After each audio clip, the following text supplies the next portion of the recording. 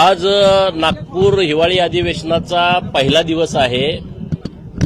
महाराष्ट्रातील सर्वसामान्य जनतेच्या आयुष्यामध्ये आमूलाग्र बदल होण्याच्या दृष्टिकोनातून सरकारकडून जी काही मदत अपेक्षित आहे ते माननीय देवाभाऊंच्या नेतृत्वामध्ये नव्यानं वेगवेगळे प्रयत्न करणारं हे अधिवेशन असणार आहे। महाराष्ट्रामध्ये गेल्या वर्षभरामध्ये पायाभूत सुविधा निर्माण करण्यामध्ये सरकार अत्यंत अग्रेसर आहे।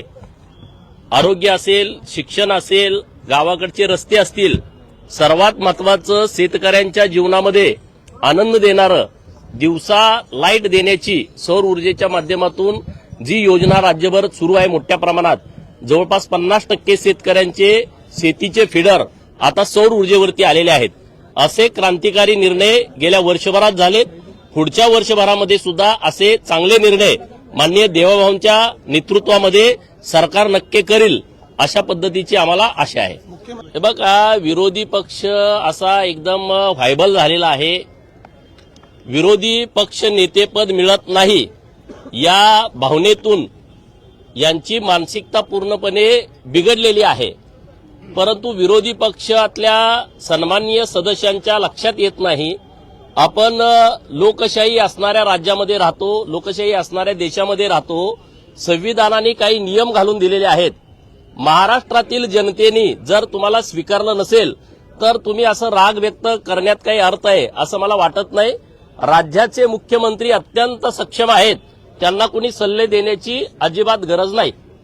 विजय किंवा पार्थ पवार माननीय मुख्यमंत्री महोदयांनी याबद्दलचे स्पष्ट संकेत दिलेले आहेत, स्पष्ट सूचना दिलेल्या आहेत।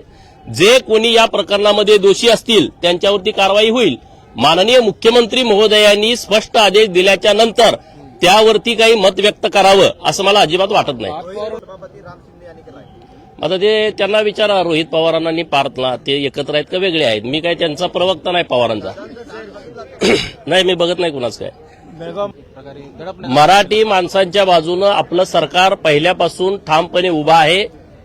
तिथं जर कुठं अन्याय झाला असेल तर नक्कीच आपलं सरकार दखल घेऊन त्या कर्नाटक सरकारशी बोलेल आणि मराठी भाषिकांच्या बाजूनं ठामपणे आपलं सरकार भूमिका घेईल। ते आता सदाभाऊ बोलतील, मला याविषयी इतकी माहिती नाही। तुम्हीच आता सांगितलं तर आमचे मित्र आहेत शेतकऱ्यांच्या विषयावरती, परंतु या महाराष्ट्रातल्या आणि देशातल्या शेतकऱ्यांना अडचण होणार नाही अशा पद्धतीची भूमिका माननीय नरेंद्र मोदी साहेब घेतील।